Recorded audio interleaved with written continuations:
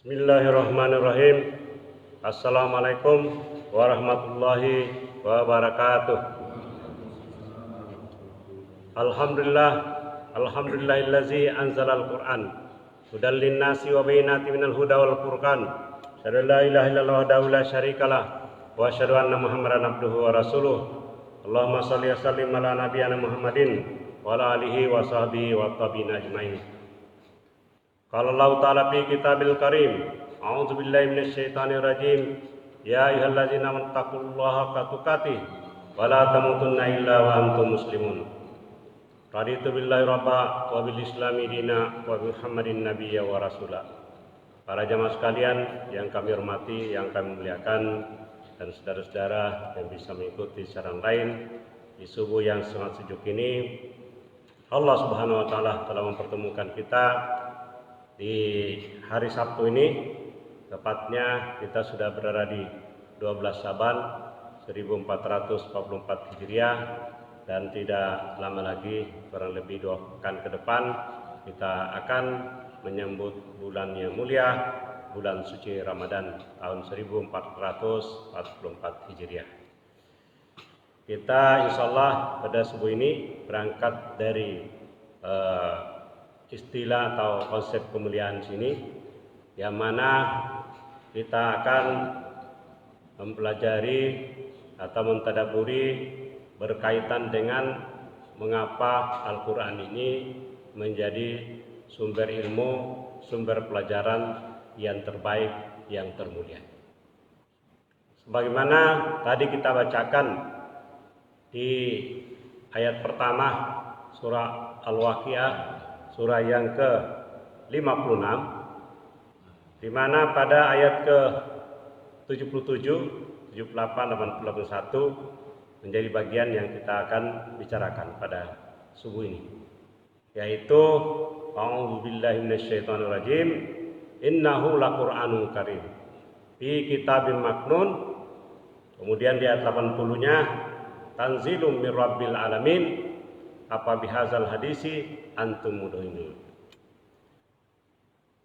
Jadi kalau penggalan ayat ini yang kita ambil, kita mau melihat jawaban pertamanya. Kenapa Al-Quran ini sebagai sumber ilmu pelajaran yang terbaik, yang terotentik, yang paling bisa memberi petunjuk, dan segala sesuatu semuanya sudah disebutkan dalam Al-Quran. Yang pertama ini adalah status kemuliaannya, yaitu innahu laqur'anun karim. Sesungguhnya ia benar-benar Al-Quran ini sangat mulia. Seperti yang sudah sering kita sampaikan, bahwa bulan suci Ramadan, bulan di mana turunkan Al-Quran, menjadi bulan yang mulia. Jadi menjadi sayyidus syuhur, ya.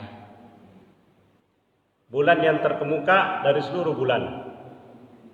Malaikat yang mengantarkan Al-Quran ini diutus oleh Allah Subhanahu wa taala menyampaikan kepada Nabi kita Muhammad SAW, juga adalah penghulu para malaikat, sayyidul malaikat. Dan yang jelas bahwa Al-Quran berasal dari Allah, yang salah satu sifatnya adalah Al-Karim, sangat mulia. Jadi juga berkaitan dengan ketika Al-Quran ini dari ya, juga Al-Munawwarah, ya, kota yang bercahaya. Dan Al-Quran juga adalah sumber dari segala sumber cahaya, An-Nur. Salah satu fungsinya adalah nur, untuk memberi cahaya penerang kepada umat manusia.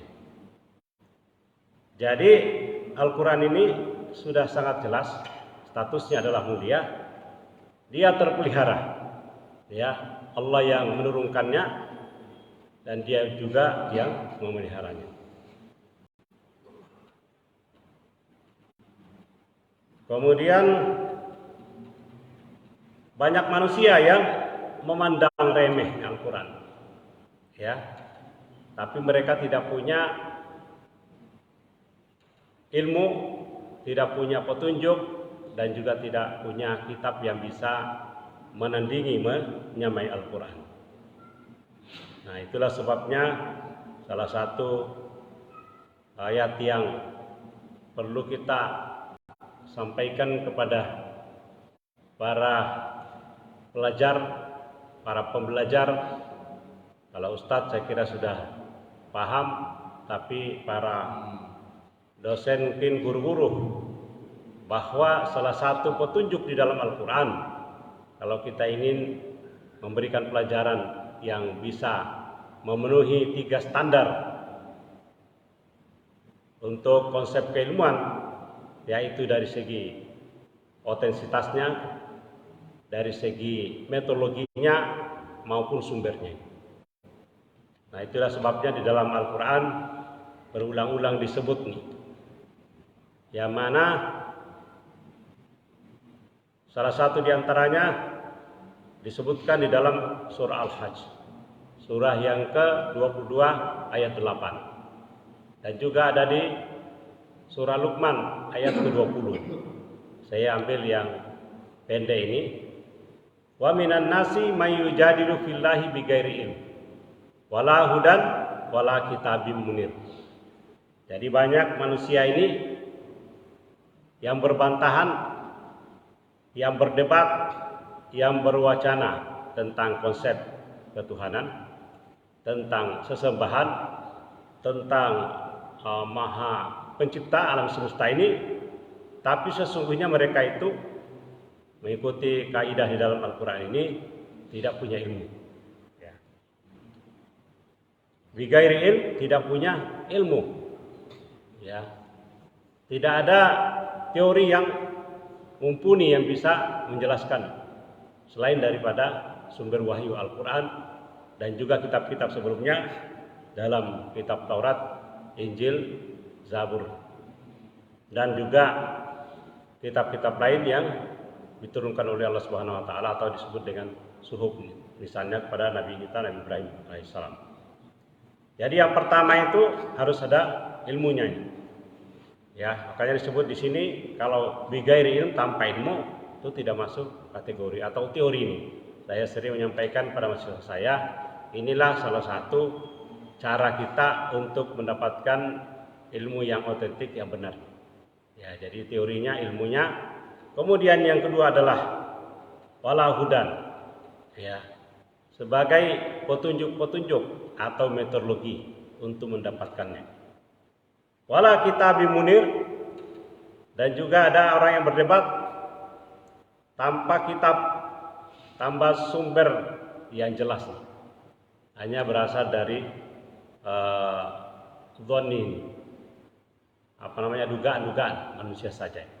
Kalaupun ada yang melalui metodologi ilmiah, tetaplah Al-Quran lebih otentik, karena hasil metodologi ilmiah bisa saja pada abad ini atau tahun ini itu benar, tapi pada masa yang akan datang itu tidak benar lagi.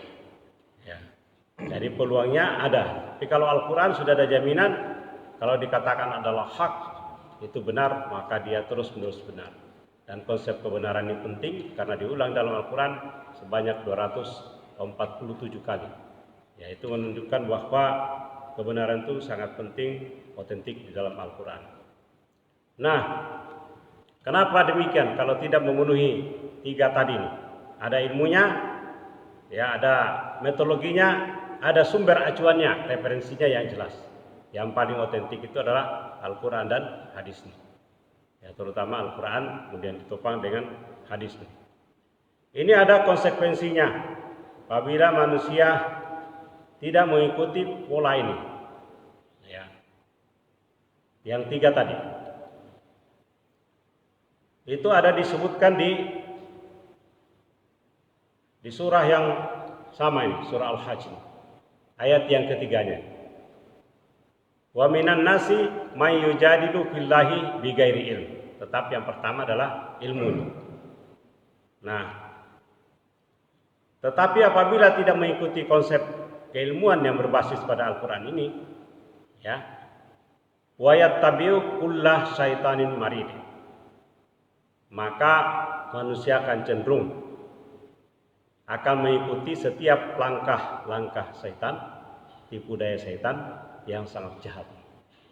Ini konsekuensinya kalau tidak kita membangun konsep keilmuan yang tidak berbasis pada wahyu Al-Quran ini. Walaupun manusia menggunakan akalnya, kalau nanti dia berpikir bahwa hanya dengan akalnya dia bisa mendapatkan pengetahuan tanpa intervensi dari Allah Subhanahu wa taala. Karena Allah sudah menyebutkan ini. Ya. Wallahu akhrajakum min butuni ummahatikum. Allah yang telah mengeluarkan kalian dari perut ibumu. Ya, dari rahim. Kemudian Allah membekali kita ini. Yang dibekalinya adalah as-sam'ah wal basara wal fuadah. Membekali pendengaran, penglihatan dan hati, ya, untuk mengembangkan ilmu ini. Jadi kalau ada manusia yang mengembangkan ilmu dan berprinsip bahwa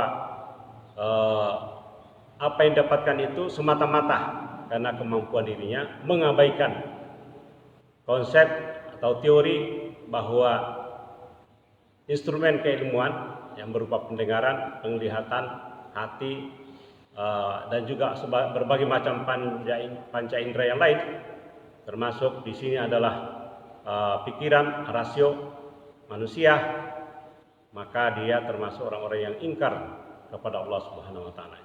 Ini prinsip yang penting kita pegangi. Karena Qarun juga dia adalah orang yang berilmu, tapi dia berprinsip bahwa kekayaannya diperoleh hanya karena ilmu yang ada pada dirinya, bukan dari Allah, sehingga dia ditenggelamkan. Jadi siap-siap ini yang ditenggelamkan ini kalau tidak basisnya pada wahyu Al-Quran ini. Nah, jadi ini menjadi menarik karena metode keilmuan yang selama ini dipelajari oleh para ilmuwan berasal dari filsafat materialisme gitu ya. Barat, kapitalisme yang lebih cenderung hanya memandang pada sesuatu yang ada, materi yang bisa ditangkap oleh panca indera. Nah, sementara ini Al-Quran sudah memberi cara yang penting bahwa segala ilmu itu semuanya sumbernya dari Allah Subhanahu wa taala. Hanya manusia banyak yang tidak menyadari bahwa ilmu itu sumbernya dari Allah. Ya. Maka para malaikat pun mengaku bahwa apa yang dia ketahui ma ilma lana illa ma 'allamtana. Ya, kami tidak mengetahui sedikit pun kecuali yang diajarkan oleh Allah kepada kami.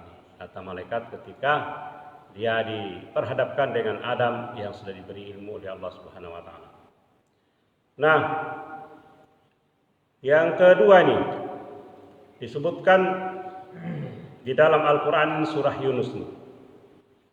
Surah Yunus surah yang ke-10 ayat 57. Jadi di sini kita menunjukkan bahwa inilah Al-Quran sumber pelajaran yang terbaik karena langsung disebutkan oleh Allah. Dan peruntukannya ini bukan hanya yang dimaksud di sini orang-orang yang beriman atau ahli kitab, tapi seluruh umat manusia. Kalau mengatakan an-nas itu berarti menyangkut seluruh manusia, meliputi seluruh manusia yang telah diciptakan oleh Allah Subhanahu wa taala dari keturunannya Bani Adam. Ya, tanpa kecuali. Ya ayuhan nas qad ja'atkum mau'izatum mir rabbikum wa shifaa'un lima fis sudur wa hudan wa rahmatan lil mu'minin. Wahai manusia, qad ja'atkum mau'izatum mir rabbikum. Sungguh telah datang kepadamu pelajaran. Yang dimaksud di sini menurut terjemahan dalam Al-Quran disebut yang dimaksud pelajaran di sini adalah Al-Quran sendiri. Mir rabbikum, dari Tuhan kalian. Jadi yang namanya pelajaran semuanya itu dari Allah. Walaupun manusia itu tidak menyadari bahwa pelajaran itu ya dari Allah. Misalnya disebut dengan ayat-ayat. Dua macam ayat, dua jenis ayat. Yang pertama ayat qauliyah berupa wahyu Al-Quran dan hadis. Ya, sebut wahyu atau Al-Quran dan hadis. Itu ayat qauliyah ini, perkataan firman Allah. Yang kedua ayat kauniyah ini. Ya, qauliyah, kauniyah. Kauniyah ini adalah ayat-ayat Allah yang ada di alam semesta yang bisa kita lihat, yang diciptakan. Seluruh makhluknya adalah ayat-ayat kauniyah. Semuanya adalah sumber ilmu ini, disebut dengan ayat. Dalam Al-Quran selalu menyebut ayat itu dua kemungkinan.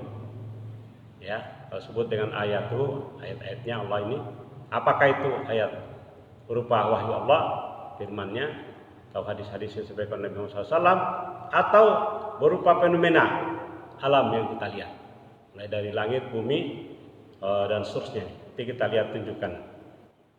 Jadi di sini adalah apa yang datang yang kita bisa lihat ini pelajaran dari Al-Quran, fungsinya penyembuh bagi sesuatu penyakit yang terdapat di dalam dada. Apa yang ada dalam dada itu adalah kalbu, ya, kalbu ini supaya kalbu hati yang sakit bisa menjadi kalbun salim, diobati dengan Al-Quran. Wa nunazzilu minal Qur'ani ma huwa shifaa'un, ya, lima fis sudur nih. Jadi selalu menunjukkan satu di surah Al-Isra ayat 82 bahwa Al-Quran diturunkan fungsinya salah satu adalah untuk penyembuh hati yang ada di dalam dada.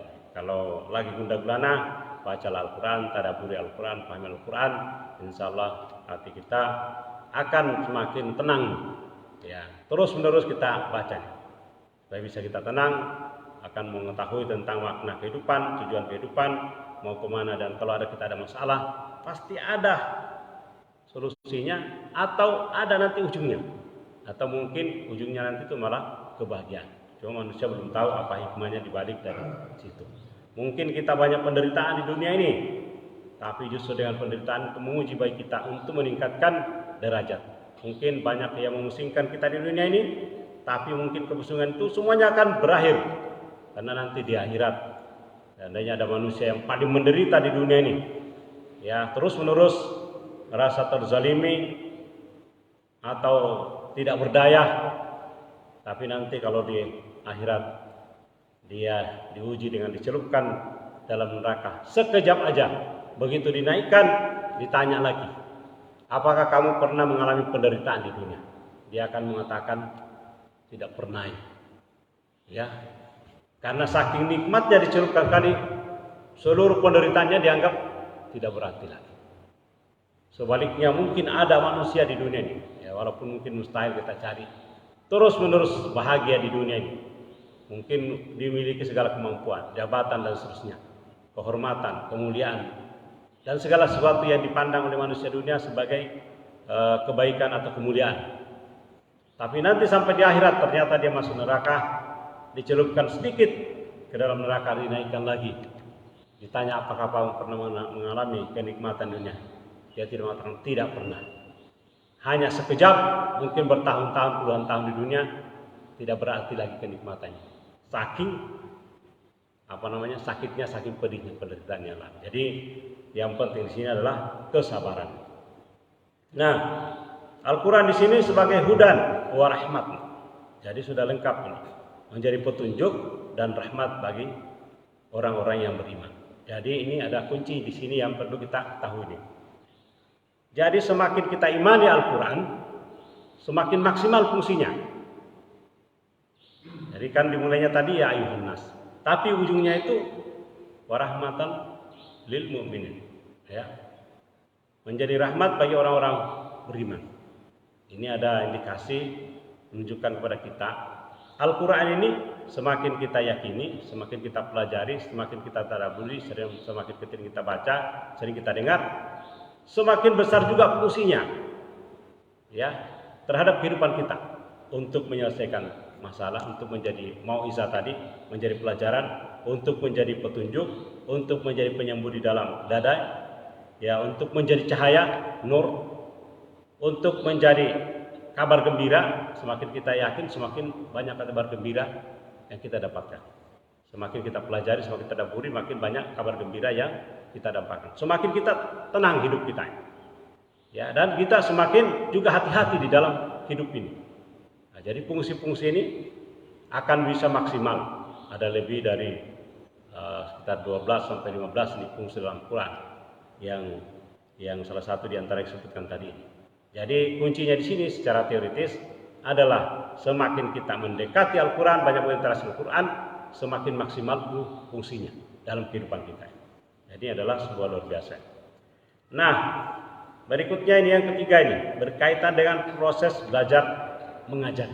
Nah, ini penting ini untuk kita pahami semuanya. Berkaitan dengan hadis yang disampaikan oleh Utsman bin Affan. Khairukum man ta'allamal Qur'an wa 'allamahu. Jadi yang terbaik di antara kalian adalah yang belajar Al-Qur'an wa 'allamahu dan mengajarkannya. Jadi di sini ada sebuah proses. Ikut mempelajari Al-Quran melalui halaqah-halaqah, melalui majelis taklim ini, melalui pengajian-pengajian atau kajian-kajian, kita sudah menjadi yang baik. Lebih terbaik lagi apabila kita mengajarkannya kepada orang lain, walaupun satu ayat. Balighu anni walau ayat. Sampaikanlah walaupun hanya satu ayat. Nah, jadi proses belajar mengajar ini itu memberi derajat baik yang belajar maupun yang pembelajar. Inilah yang saya sebutkan tadi, kenapa Al-Quran itu menjadi paling terbaik sebagai sumber pelajaran. Selain sudah ada jaminan dari Allah, la raiba fi, seperti disebutkan di surah Al-Baqarah ayat kedua, juga di surat As-Sajdah, ya, tanzilum bir rabbil alamin, ya. Al-Quran diturunkan dari Rabb seluruh alam, la raiba fihi, ya. Tidak ada keraguan di dalamnya.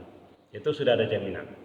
Nah, dengan proses belajar mengajar ini meningkat derajatnya orang yang belajar dan juga yang pembelajar. Jelas sumbernya karena kita basicnya sudah mulia. Dengan proses belajar mengajar seperti ini, itu semakin meningkatkan kemuliaan. Sekaligus juga menunjukkan bahwa inilah cara yang terbaik. Sekaligus juga bisa menunjukkan bahwa kebersamaan itu, nah, bersama ini sangat penting. Ya, sesuai dengan ilmu yang kami pelajari ini, ilmu yang kehidupan bersama ini, kehidupan masyarakat ini. Dan ini sungguh-sungguh sangat menarik ini Allah ini. Jadi yang penting itu belajar bersama lebih afdal, lebih penting daripada belajar sendiri-sendiri. Ya, walaupun belajar sendiri itu penting juga, kita baca gitu ya, tapi perlu dengan belajar bersama ini. Karena belajar bersama, walaupun mungkin hasilnya sama, masih ada yang bisa kita tambahkan di sini. Karena kita kebersamaan. Sama dengan salat berjamaah. Salat berjamaah dengan salat sendiri kan 27 kali lipat tingkatan derajatnya. Bukan berarti tambahannya itu 27, tapi kelipatannya derajatnya. Ini menunjukkan bahwa selalu bersama itu lebih tinggi derajatnya. Hidup sendiri pun juga lebih utama kan hidup bersama. Makanya kita dikasih berkeluarga ini. Mohon maaf ini adik-adik semua yang belum masih hidup dengan sendiri nih. Segera menikah ini ya. Tapi kalau belum masih kuliah, tolong diselesaikan dulu kuliahnya ini baru pekerjaan. Soalnya juga tidak mudah mencari pasangan hidup kalau tidak ada pekerjaan gitu ya. Jadi ini hidup bersama itu memang dalam Al-Quran ini benar-benar sungguh-sungguh ini. Selalu yang hidup bersama itu rumah tangga bersama, bekerja bersama. Bayangkan kalau berjalan dua orang, kan hadis mengatakan kalau ada berjalan dua orang, hendaknya lah dipilih salah satu di antaranya sebagai pemimpin. Ya, makanya di antara dua orang selalu ada yang disebut sebagai pemimpinnya. Kalau kita sholat pun sudah berdua, satu yang bertindak sebagai imam. Ini sudah rumus. Jadi kayak hidup bersamanya. Dan kita rela, apalagi dalam rumah tangga ini. Ya, rumah tangga ar-rijalu qawwamun 'alan nisa. Laki-laki pemimpin daripada kaum perempuan. Jadi rumah tangga baru suami istri, tetaplah laki-laki sebagai pemimpinnya. Karena tidak ada dalam seorang ulama mengatakan seandainya perempuan juga diberi hak ini untuk menceraikan suaminya ini, maka tiap hari akan banyak orang bercerai gitu ya. Karena kurang mengedepankan dimensi akal ini. Ya, lebih banyak menggunakan dimensi perasaan. Nah, ini yang kita sebut tadi pentingnya belajar mengajar ini itu sangat penting karena memelihara juga keberlanjutan kebenaran daripada ayat Al-Quran. Karena ada proses yang terus-menerus diikuti. yaitu dengan kita belajar terus Al-Quran, mulai dari cara ucapan huruf ini, ya tajwid dan seterusnya, sampai kita belajar artinya bahasa Arab nih, mentadaburi, sampai kepada merenungkannya, tadabbur Al-Quran, merenungkannya, bukan hanya sekedar iqra dan baca saja, tapi juga sekaligus utlu ini, ya untuk kita pahami, tapi sekaligus juga tadabbur untuk kita renungkannya. Dan kalau sudah sampai ke sana, itu sudah fungsi tadi semakin maksimal tadi, baik sebagai hudan maupun sebagai rahmat. Nah,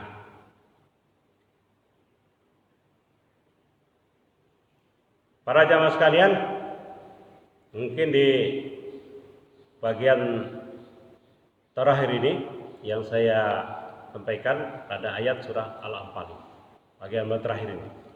Buktinya kalau kita sudah menjadi orang-orang yang bermumin ini, maka sinyal di dalam hati manusia itu akan bekerja. Ya, kalau kita bahasa sekarang ini kan sering kita katakan sinyalnya kurang ini. Daya tangkapnya untuk menangkap ini kurang. Tapi kalau hati kita tadi sudah terbebas, sudah bersih, sudah jernih, ya, maka sinyalnya akan bisa maksimal. Akal juga sinyalnya akan maksimal. Pendengaran juga akan maksimal. Mata juga akan maksimal sampai kepada mata hati. Inilah yang disebutkan di dalam Al-Quran surah Al-Anfal ayat ke-2 ini. Innamal mu'minuna allazina idza dzukirallah wajilat qulubuhum wa idza tuliyat 'alaihim ayatu zadatuhum imana wa 'ala rabbihim yatawakkalun. Kembali kepada yang disebut dengan ayat-ayat tadi. Sesungguhnya orang-orang yang mukmin itu adalah mereka yang jika disebut nama Allah, apabila mendengar kata Allah atau ada panggilan azan, Allahu Akbar, Allahu Akbar, sinyalnya langsung bekerja.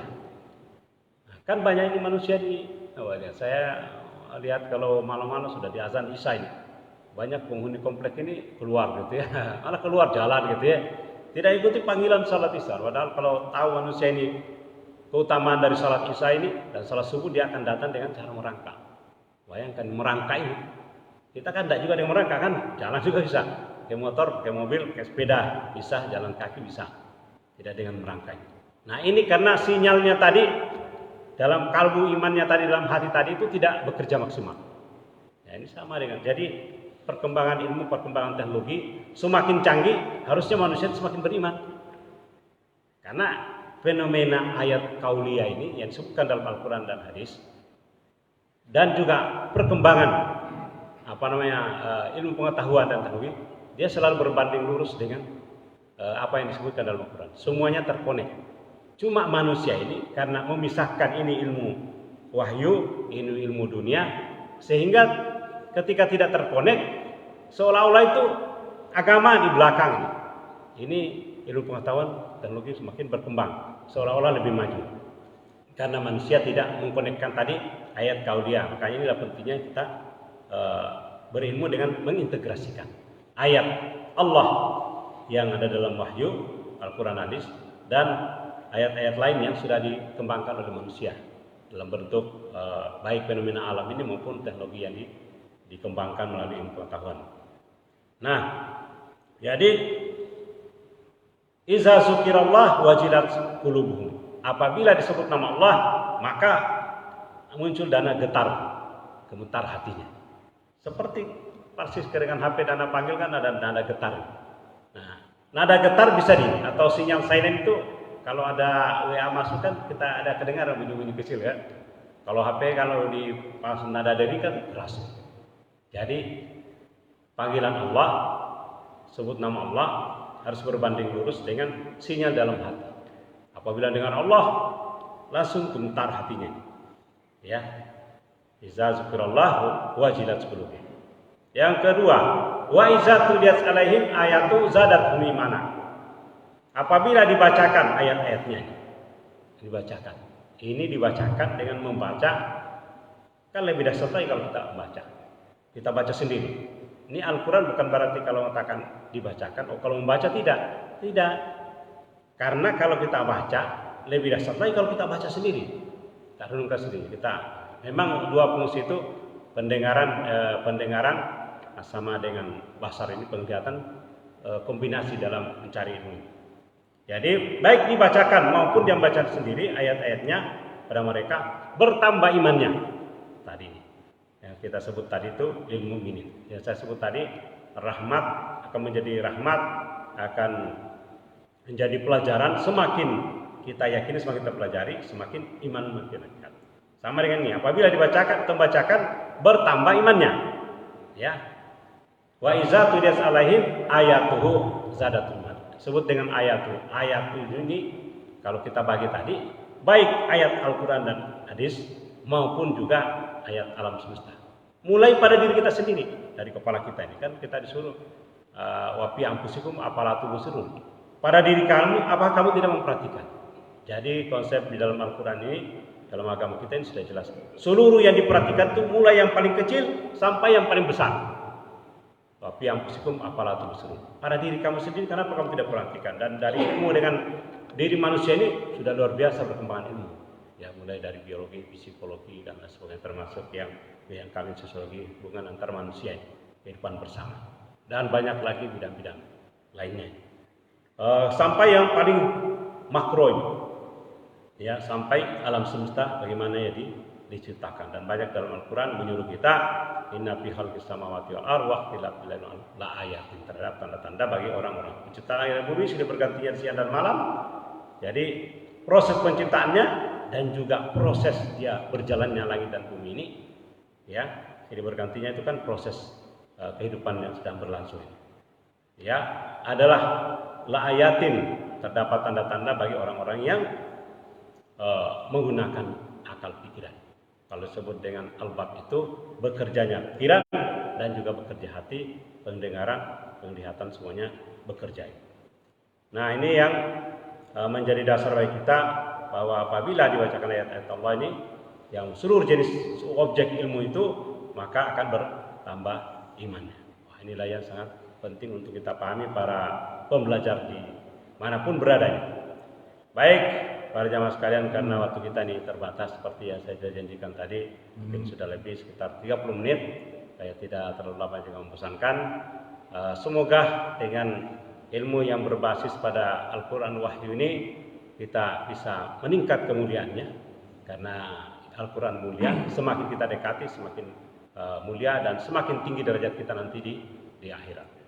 Itulah harapan kita, dan insyaallah semua kita semua di sini akan menjadi orang-orang penghuni surga Allah Subhanahu wa taala karena iman dan juga ilmu yang ada pada diri kita ini.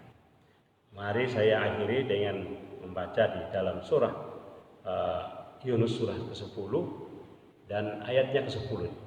Ya. Dawahum fiha subhanakallahumma wa tahiyatum fiha salam wa akhiru dawahum anil hamdulillahirabbil alamin. Jadi doa mereka yang di dalamnya adalah subhanakallahumma, selalu mensucikan Allah, ya. Penghormatan mereka dalamnya adalah ucapan salam, dan doa penutup mereka adalah alhamdulillahirabbil alamin. Baik, kita selalu tutup dengan ucapan alhamdulillahirabbil alamin, selain daripada doa kafaratul majlis. Wa naqallahumma wa bihamdika asyhadu an la ilaha illa anta astaghfiruka wa atubu ilaik. Assalamualaikum warahmatullahi wabarakatuh.